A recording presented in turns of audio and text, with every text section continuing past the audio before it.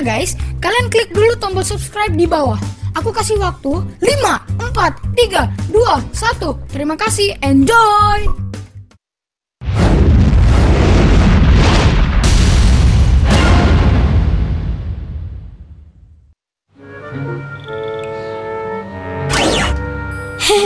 Halo teman-teman.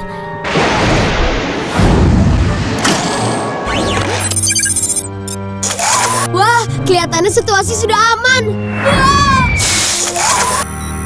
Wah, ternyata belum. Nah, sambil aku berlindung, cobalah cari beberapa petunjuk mengapa kedua kakak beradik ini bertengkar. Tolong! Hai, aku Joy. Terima kasih sudah ikut dalam petualangan kami bersama Yakub. Kita sudah berjalan jauh kali ini, ya kan? Keluarga yang sering berpindah-pindah mungkin kelihatannya aneh di zaman kita, tapi itu tidak aneh di zaman Yakub. Para arkeolog menemukan kota Ebla, kota yang ada pada zaman Abraham, Ishak, dan Yakub. Ribuan prasasti seperti yang ada di gambar ini ditemukan di Ebla. Prasasti ini menunjukkan kalau banyak keluarga pada zaman itu memang nomaden, artinya sering berpindah-pindah. Kita sudah bertemu Yakub waktu dia masih tinggal bersama orang tua dan kakaknya, Esau. Geosensorku bilang kita sedang di Gunung Negev, di selatan Israel. Ketika Yakub meninggalkan keluarganya di Beersheba, dia menuju arah utara ke Padan Aram, di dekat Haran.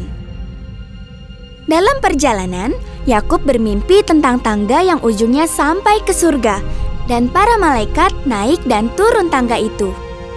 Waktu Yakub bangun, dia menamai tempat itu Betel, yang artinya rumah Allah. Untuk menandai tempat itu, Yakub membuat sebuah tugu batu, mirip dengan gambar tugu ini. Geosensorku bilang kita lagi ada di Haran. Lokasi kota Haran berada di Turki masa kini. Kota ini berada di jalur perdagangan utama dan area yang berkembang. Abraham pernah tinggal di sini. Ishak dan Yakub bertemu dengan istri mereka di sini. Selama 20 tahun, Yakub tinggal dengan pamannya, Laban. Ketika Yakub mau pindah dari tempat itu, Allah kembali berbicara padanya melalui mimpi. Tadi malam, Tuhan datang dalam mimpiku. Ia bilang, Yakub, sekarang juga kembalilah ke tanah nenek moyangmu, dan aku akan memberkatimu. Dalam perjalanannya menemui Esau, Yakub berhenti selama 1 malam di dekat sungai Jabok. Disinilah Yakub pernah bertemu dengan Allah. Joy, itu Tuhan. Yakub bergulat dengan Tuhan. Di tempat inilah Allah mengganti nama Yakub menjadi Israel. Yakub mempunyai 12 anak yang menjadi 12 suku Israel. Yakub hidup berpindah-pindah seumur hidupnya dan berakhir di Mesir. Sebelum meninggal, Yakub berpesan agar dia dikuburkan dengan ayahnya, Ishak, dan kakeknya Abraham di tanah perjanjian Kanaan. Gereja yang indah ini dibangun tepat di atas gua tempat mereka dikuburkan. Kemanapun Yakub pergi, satu hal yang pasti, Allah selalu menyertainya. Sambil aku memperbaiki geosensorku, coba kalian cari jawaban yang tepat untuk pertanyaan ini ya. Apa artinya mempunyai hak kesulungan? A. Kamu anak pertama. B. Kamu mendapat warisan 2 kali lipat. C. Kamu akan memimpin keluargamu nantinya. Atau D. Semua jawaban benar. Jawaban yang benar adalah D. Semua jawaban benar.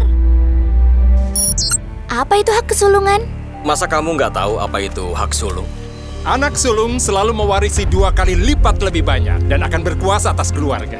Saat Esau menjual hak kesulungannya untuk semangkuk sup, ia sudah memberi warisannya kepada Yakub. Esau menukarkan semua uang dan posisi terhormatnya di keluarga hanya dengan makanan. Arti nama Israel adalah A. Hidup di tenda. B. Pembuat sup yang lezat. C.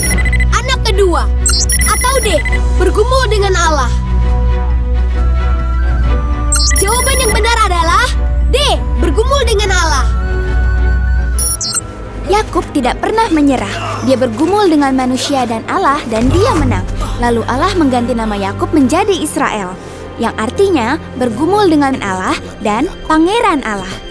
Untuk pertama kalinya dalam sejarah, nama Israel diperkenalkan. Hak kesulungan adalah bagian yang sangat penting di budaya zaman itu. Menurut sistem keluarga patriarki, anak pertama akan menjaga keluarga sebagai kepala keluarga. Ishak adalah kepala keluarga. Ketika dia meninggal, peran itu digantikan oleh anak laki-laki pertamanya. Walau lahirnya beda beberapa menit, Esau lah yang pertama. Yakub juga anak yang hebat, tapi Esau yang dapat hak sulung. Pada awal abad ke-20, para arkeolog berhasil menemukan kota Nuzi, kota kuno di Irak masa kini.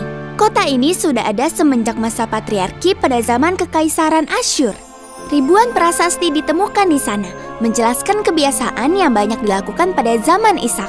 Prasasti ini juga menjelaskan bagaimana hak kesulungan bisa dijual.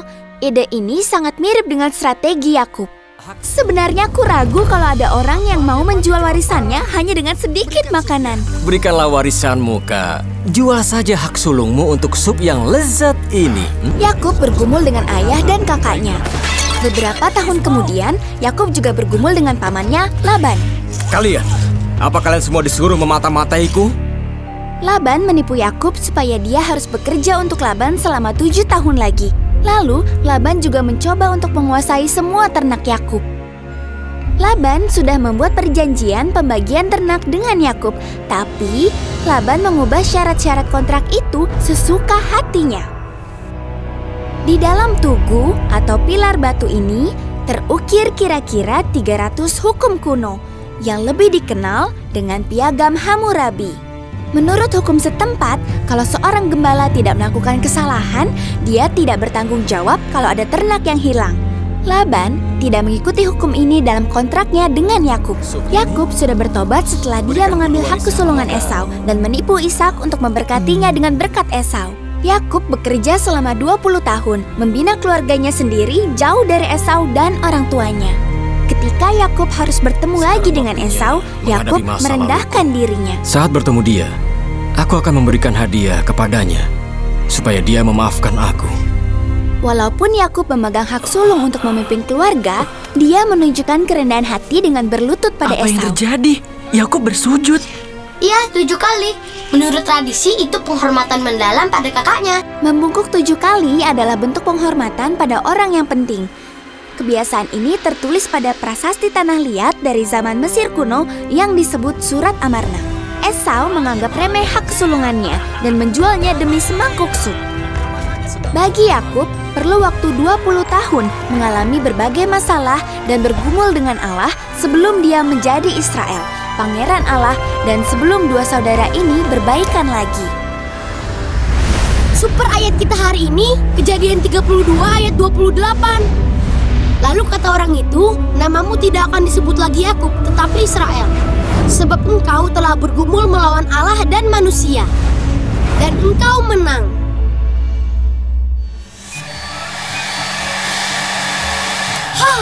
Akhirnya. Cukup dulu untuk hari ini ya. Pertanyaan buat kamu. Kalau nanti ada kesempatan, maukah kamu memilih untuk memaafkan? Aku Gizmo. Dah.